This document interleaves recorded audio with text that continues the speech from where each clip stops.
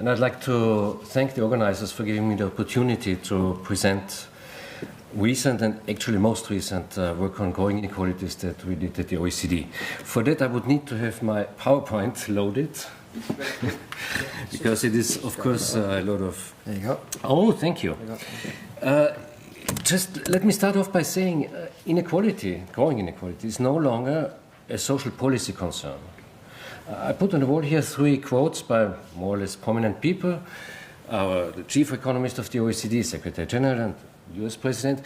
And what the bottom line is that growing inequality is no longer a concern of social cohesion, social ministries, labor ministries, or wage inequalities, but it is also an issue of economic efficiency.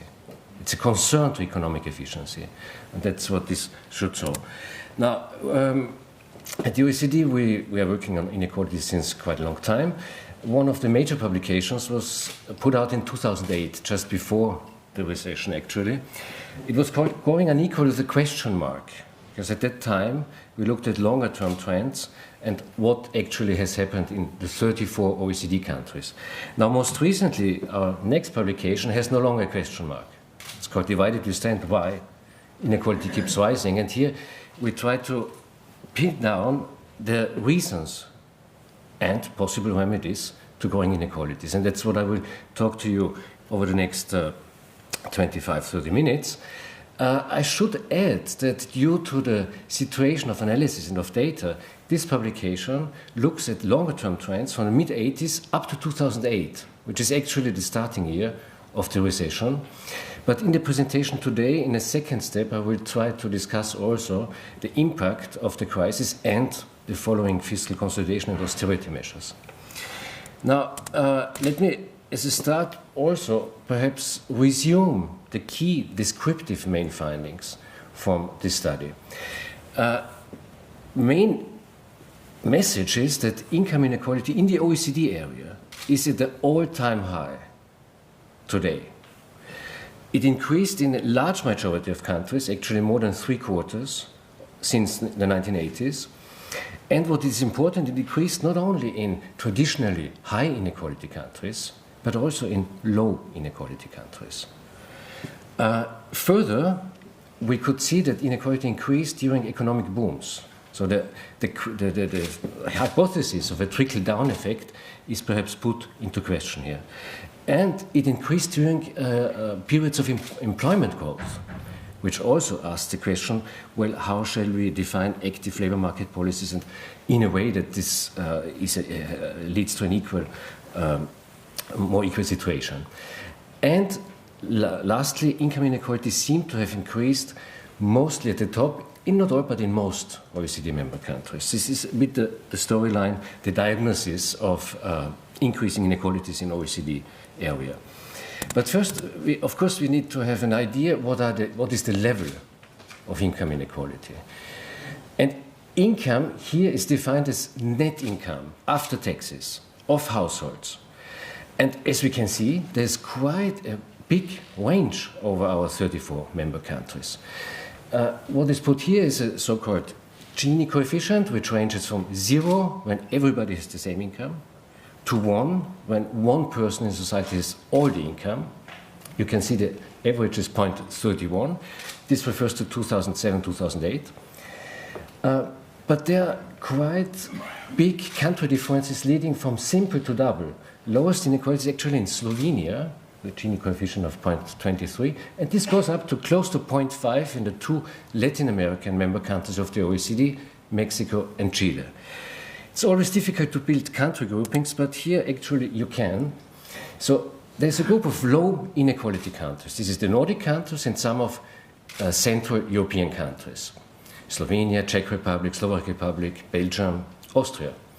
Then you have a whole bunch of very heterogeneous group clustering around the average, which includes Ireland. Then you have higher inequality countries, the UK, Portugal, Israel, and the United States. And of course, the 2 Latin American countries stand out with a very high level. I put here also income gaps, perhaps it's easier to grasp. This is the relation of average income of the top 10% to the bottom 10%. So on average, the richest 10% had 9 times higher disposable income than the poorest 10% in the OECD. In Ireland, it was 1 to 8 approximately. In low countries, is 1 to 6, and this goes up to 1 to 16 in the US and almost 1 to 30 in Mexico and Chile. So that's a bit the picture of the levels of income inequality. What happened? What were the main hypotheses for increasing inequalities in the literature, in academic research? First and foremost, there was a theory put forward about globalization, economic globalization. Trade doubled in OECD countries, in most OECD countries, between the 80s and 2010. So you had a pressure on the domestic labor market and on wage dispersion. But globalization is not only about trade integration, it's also about foreign direct investment. And actually, outward foreign direct investment increased from 5% to 50% of GDP in the OECD as a whole. So this is also linked to outsourcing. And again, there's a hypothesis that this leads to pressures on the domestic labor market and especially on low wages.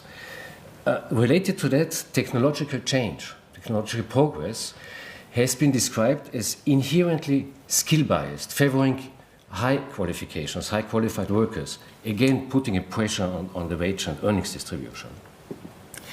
Then more on the micro level, changes in employment patterns. We had in many countries, not in all, but in many countries, an increase in non-standard works, a type of job polarization. So this has also been put forward as a reason for increasing inequalities. Fifth point, change in family formation and household structures.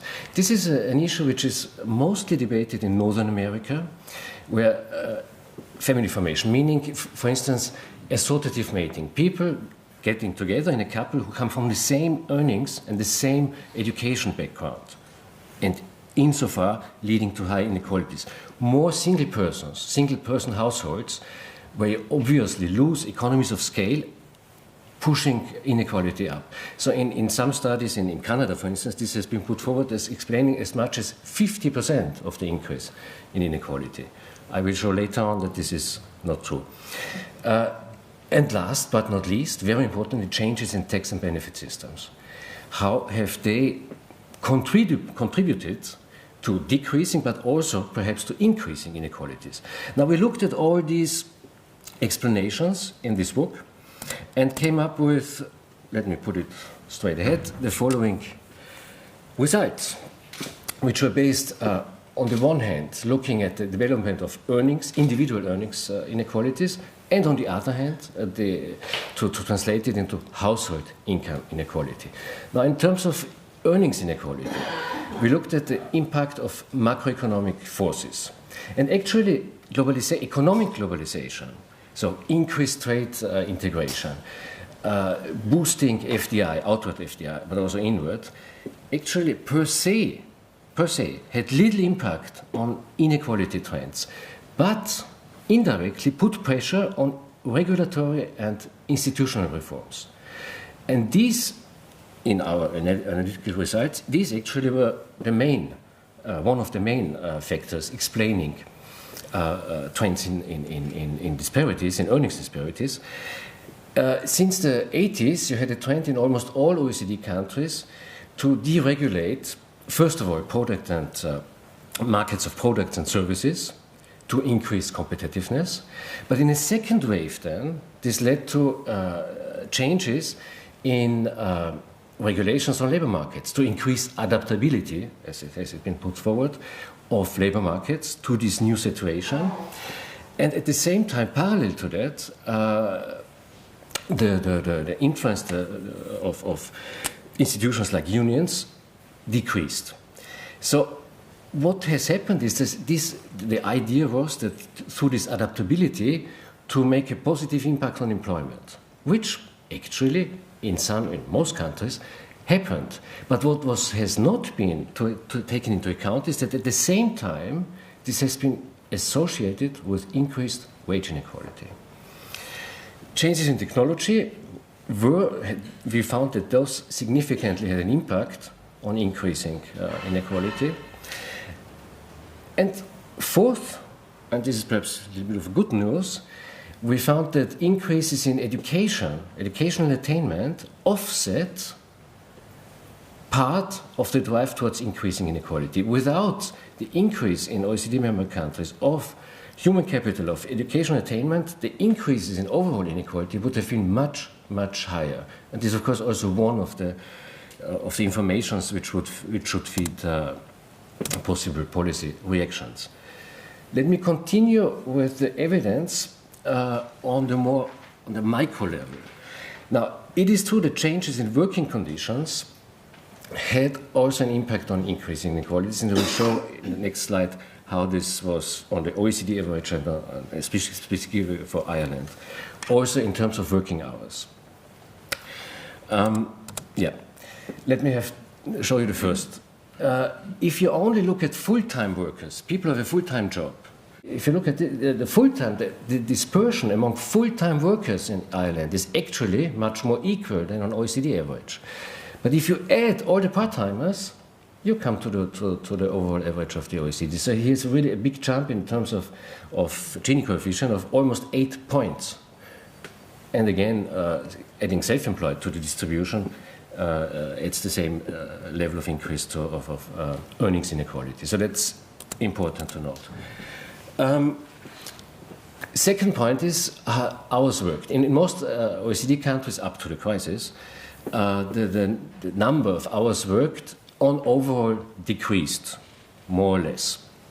But the point is, usually you only look at overall decrease in hours worked. But the point is to look at how did this change, this hours worked at the bottom and at the top of the earnings distribution. And there are quite some differences. Now, an OECD average to the left, the reduction in overall hours worked was -2, but this was much more among the bottom 20% of earners, -10 almost, than among the top.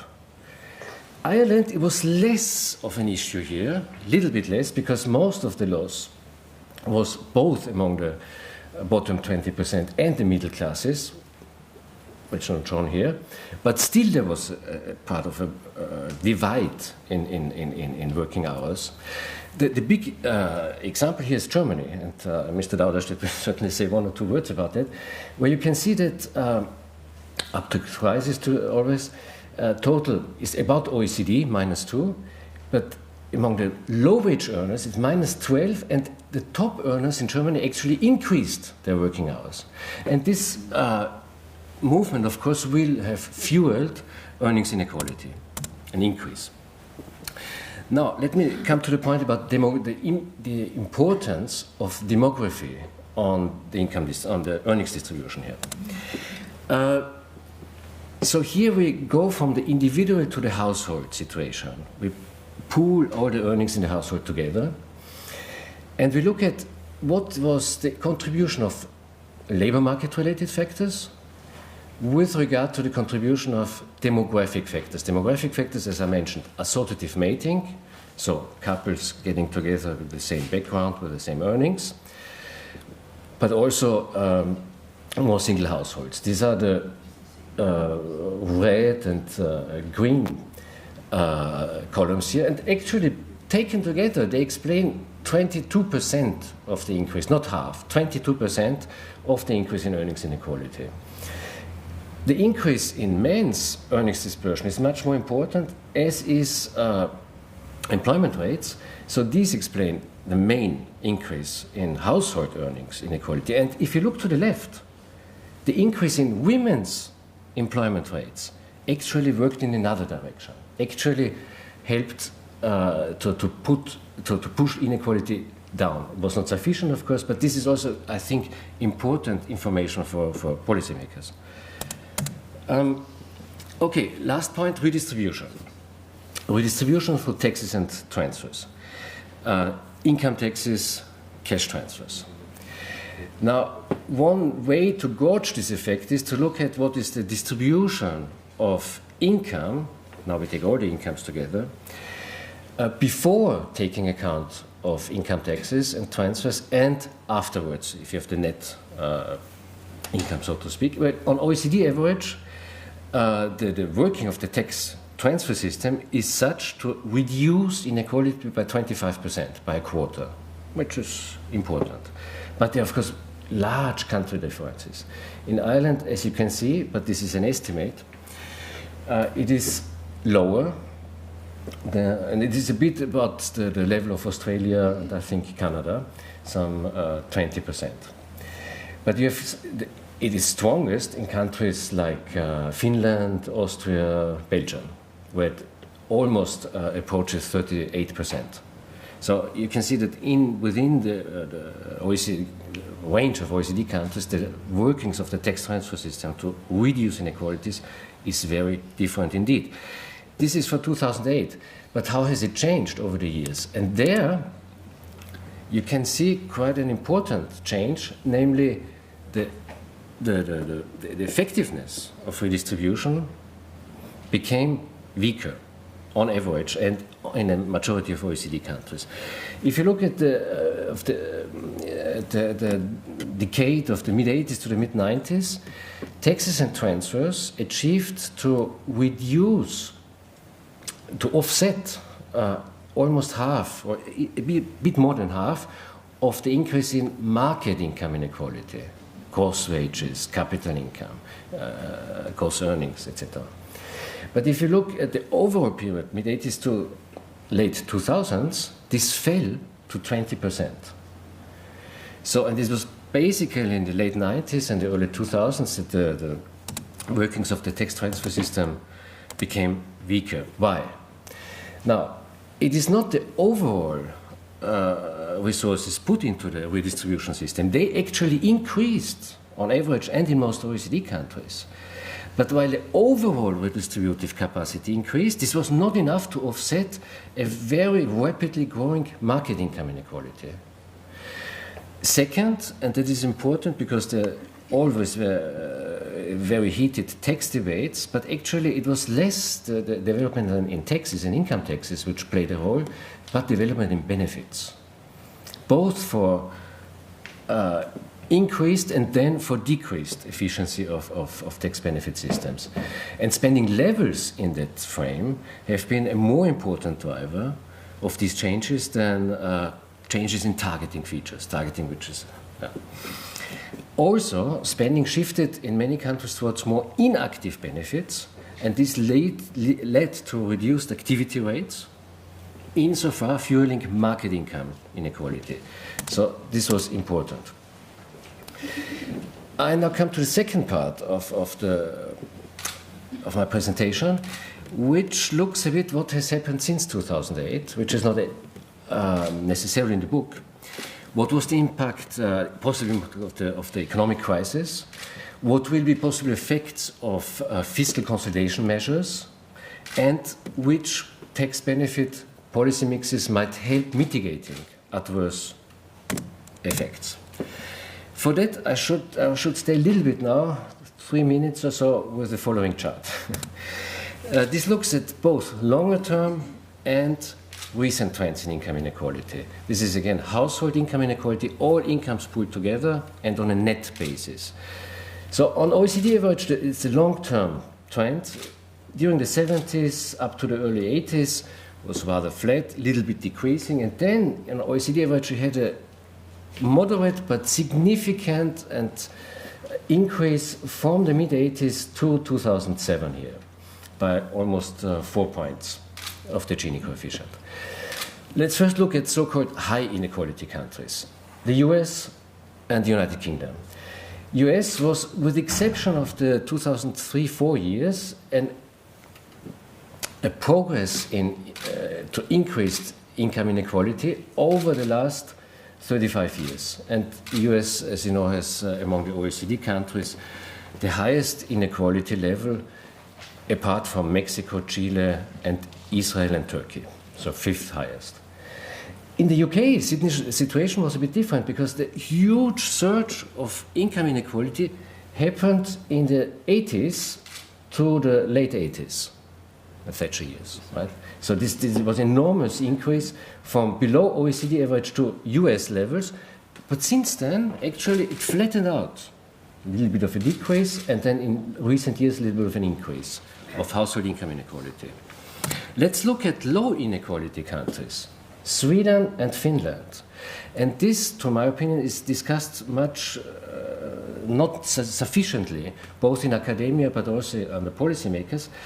The Nordic countries actually had the most rapid increase in income inequality among all OECD countries. Sweden, by 1/3, higher than anywhere else. Of course, it is still lower than in in most other countries,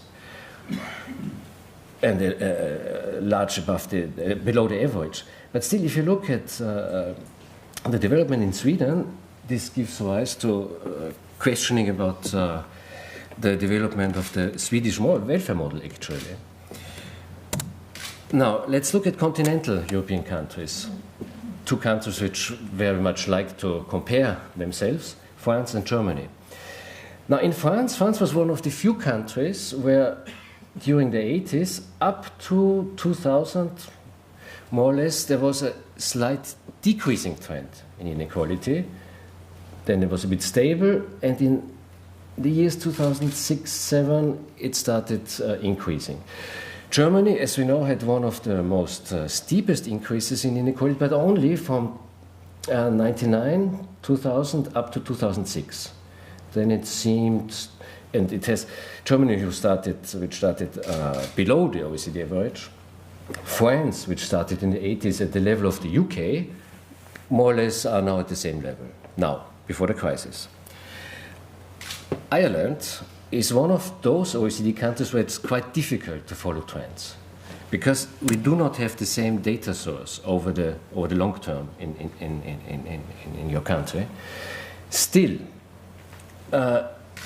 taking the same concepts, what is suggested here is that over the 80s and over the first phase of the Tiger years, 94 to the late 90s, early 2000s, there was a slight or even second phase and significant decrease in income inequality.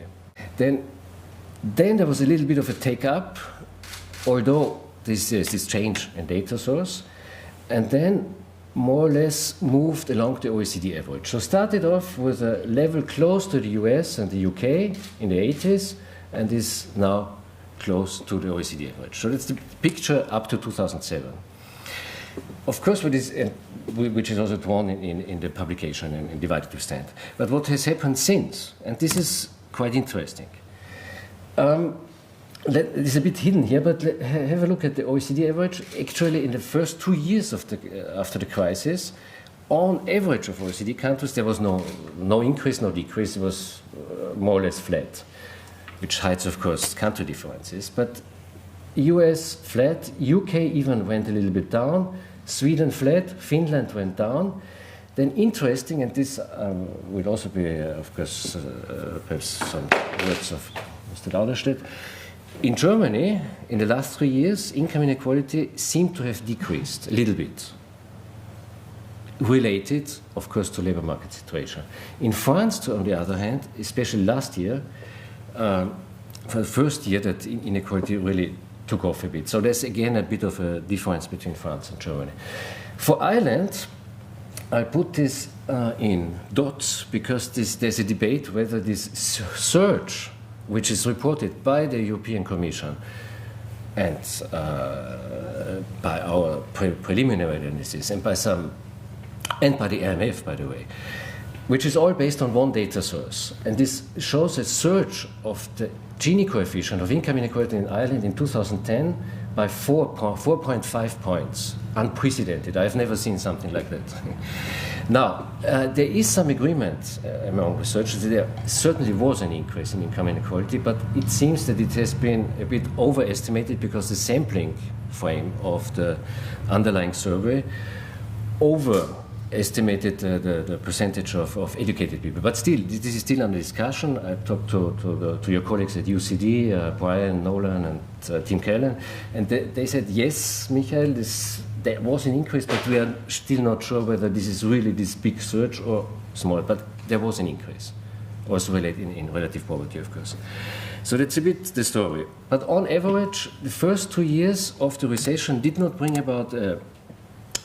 Sorry. Just first I have to. How much time do I still have before I go on? Another 10 minutes? 10 minutes. Oh, great. Okay. What these data don't show are movements at the very top of the income distribution. This is household incomes. And of course, you underestimate what is going on the very, very bottom of the income distribution and the top 1%. So that's why many researchers also look at tax files and look at the top 1%. That's shown here. How has the share of the richest 1% in pre-tax incomes developed? This is between 1990 and 2007.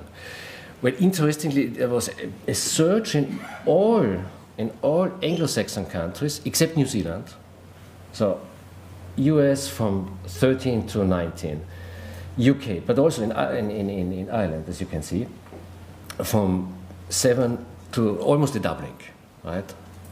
So something has been going on the very top of the income distribution. Also in most of the Nordic countries. So it's the Nordic and the Anglo-Saxon countries. Much less if you look at the continental European countries, Germany, France, Switzerland, Netherlands, almost no movement. But something has been going on the top of the income distribution. And this is the top 1%. Further than the top 1%, actually where the big movement was within the top 1%. And if you look at this chart, forget about the blue line, just the red and the yellow line. If we split off the top 1% into the top 0.5%, which is the richest top 0.5%, and the lower 0.5% of the top 1, which is the yellow line, actually the driver was the very, very richest pre-tax incomes. And here you also in Ireland, right? Also in Sweden. I put here also France to show that, well, you have to change the scale. But also in France, although the overall development was much smaller than anywhere else. But the second thing you can see here is also, and this is a bit leading to income inequality estimates as a whole. If you look at 2008, 9, and then 10, US, the first reaction was that the very, very rich incomes fell, the share of very rich incomes. But only until 2009. 2010, they took up again. And the same, perhaps, we don't know it, but in Ireland, same in Sweden. So the first reaction was, first pattern was during the recession that the very, very high rich incomes lost, but seemingly only temporarily. And that's the point I want to make is, why have the overall initial short-term effects of the recession been small on inequality, smaller than expected, or smaller than sometimes put forward in the press? Well, because in the first 2 years, at the top end of the income distribution, income shares fell due to declining stock prices, collapse of capital gains, etc. But this depression at the top seemed to have, as far as we know so far, temporary. Just 2009, partly 2008, but it took up again in 2010. And furthermore, importantly, they did not do the preceding enormous increase in top income shares, at least in Anglo-Saxon countries, including Ireland. And at the same time, at the bottom of the income distribution, most OECD countries designed stimulus packages to cushion the low-income households from the initial impact of the crisis in late 2008, in 2009. If you look at the programs of the 34 OECD countries, in 3/4 of the OECD countries in 2009, the generosity increased of family benefits, of unemployment benefits, longer, and so on. But this was only in 2009, right? There was also, mainly in the southern countries, an effect of household coping strategies. So in Spain, for instance, you had more people, so younger people delaying departure from home, staying at home, but also second earners taking up working, right? Now, this is the very short-term initial impacts on general in OECD countries, but as has been seen from previous recessions, in the longer term, the midterm, if the employment divide remains, if there's nothing done on the employment side, then there will be, in a second phase, so to speak, a divide between rich and poor, more than before. And secondly, now it is, of course, less the question of the direct impact of the crisis, but rather which tax benefit changes will take place and what is the cost of austerity to low-income groups. And that is what I want to focus on now. This is a chart which Chris will perhaps comment upon later on, because it's from her work. Not only her work, it's a big team at Essex University. They are doing microsimulation. And they looked at 6 EU countries. They looked at the austerity packages which were bundled, so to speak, between late 2008 and mid-2011. This goes up to mid-2011. They looked at basically 3 things. Changes in taxes, direct taxes, social contributions, changes in benefits, cash benefits, and changes in public sector pay. And what it simulated the impact on the distribution of household income. Now, Ireland is the green line, which is quite an interesting line. But let me first comment on the other lines a little bit, but I will leave it up to you, of course. For Greece, I will say nothing. But in some countries, it's rather flat. UK, interestingly, but I should say a word to that, because UK is flat, so everybody loses. You show on the left hand how much people lose of their disposable income. And by income decile. So in the UK, everybody loses about 0 to 1%, but the top, the richest, lose more. But this is actually an effect of the former government increasing the marginal tax rate from 40 to 50%, which in the meantime, will be decreased.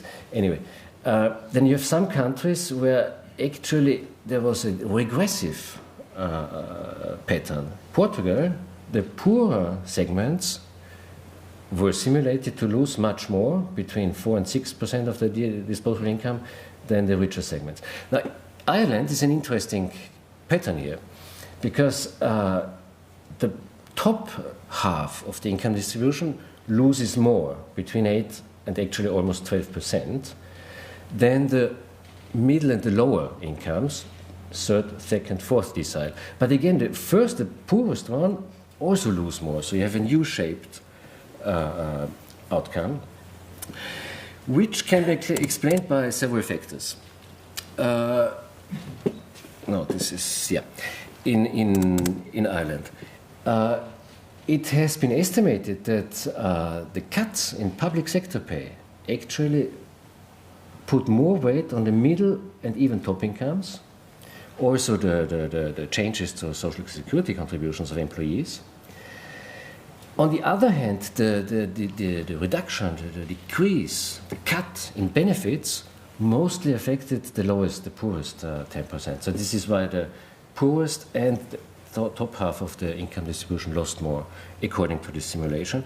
But what is important is I think this is not sufficiently used by policymakers, this sort of simulations. Now, what further analysis of this simulation suggests is that, as I said, the impact of pay cuts on public sector affect more households on middle and top incomes. Second, interestingly also, or importantly, in all countries except Greece, the households with children lose more, according to these packages, than older households with older people. And this does not come to a surprise, but it's always important to say that the changes in direct taxes affect high incomes more, while changes in benefits tend to hit those on low incomes. And this is also backed up by other studies which look not at the current fiscal austerity measures. Actually, in the current situation, it becomes important.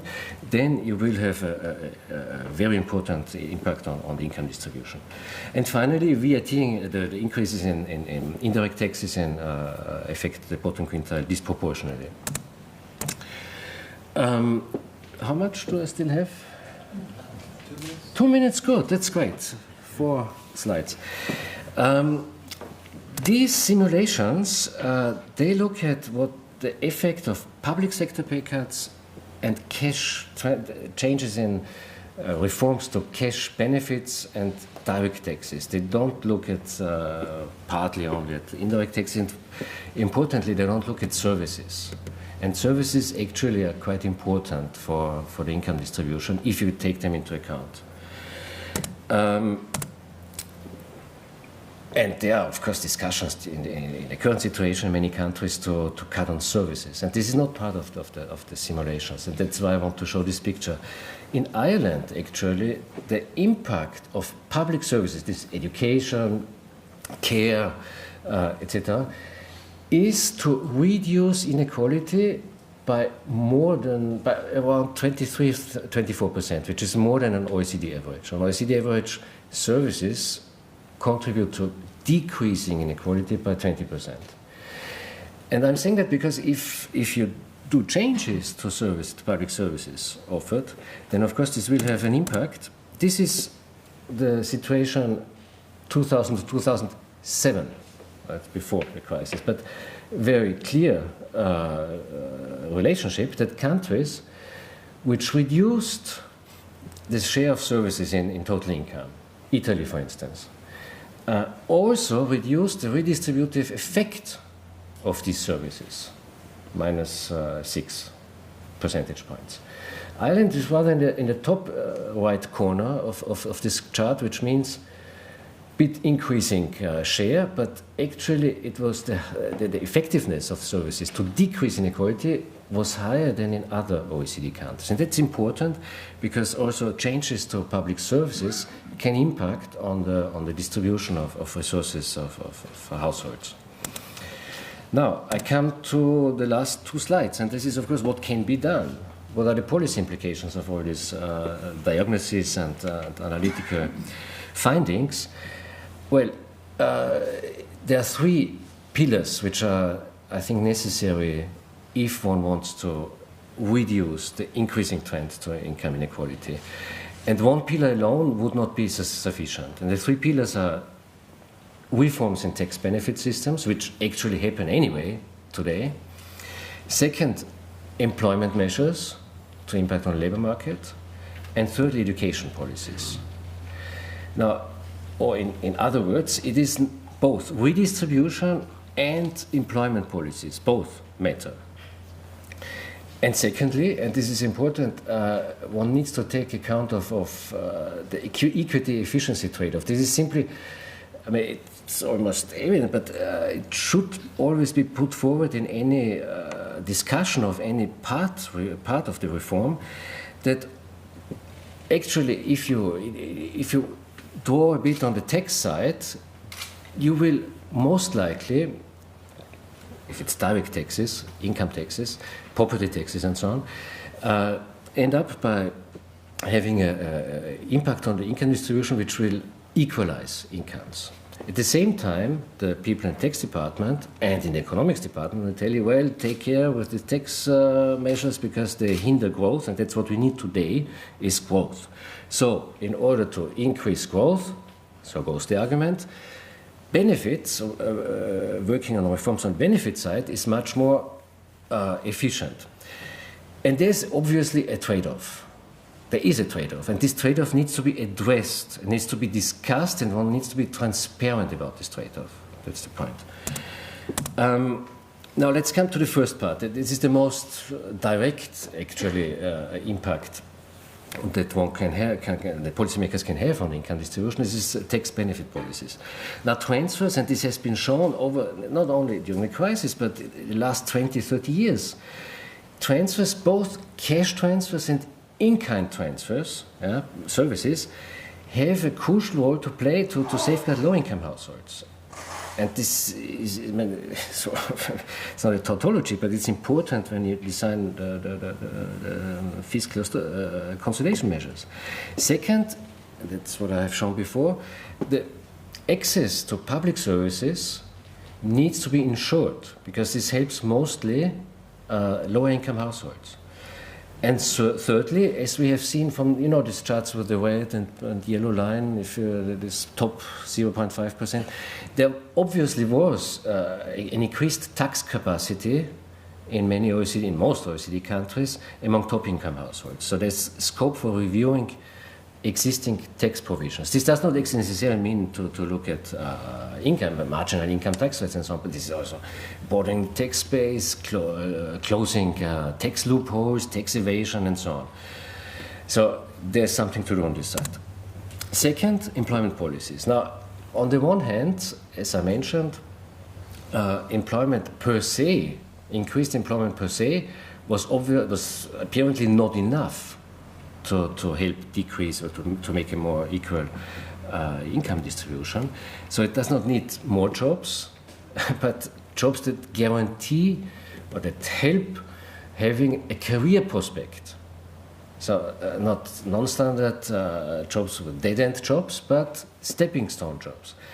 And the recent discussions I had with your German colleagues at the DIW, they told me, well, it is true, in Germany, the big increase, the big surge of both earnings and income inequality in the 2000s was because the growth in jobs was part-time jobs, mini jobs, precarious jobs.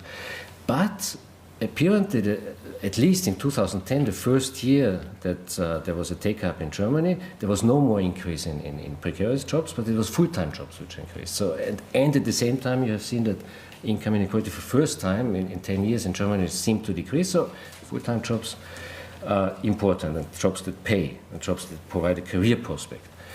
And this also means to facilitate and encourage access to the labor market to underrepresented groups. This depends on the country, but it means to address labor market segmentation. And finally, this has been shown in the very first part of my presentation, that this upskilling over the long run is a very important guarantee to face the risks of increasing inequality. I believe you have, at least for a part of workers in Ireland, there's this Net Skills initiative, which seem to have some success. But there needs to be also investment in human capital development of the people. So to resume, it is the three pillars. It's tax benefit reforms, which provide more equal distribution, initiative on the labor market side, and thirdly, human capital education development. That's the sort of policy lessons. I would like to thank you for your attention.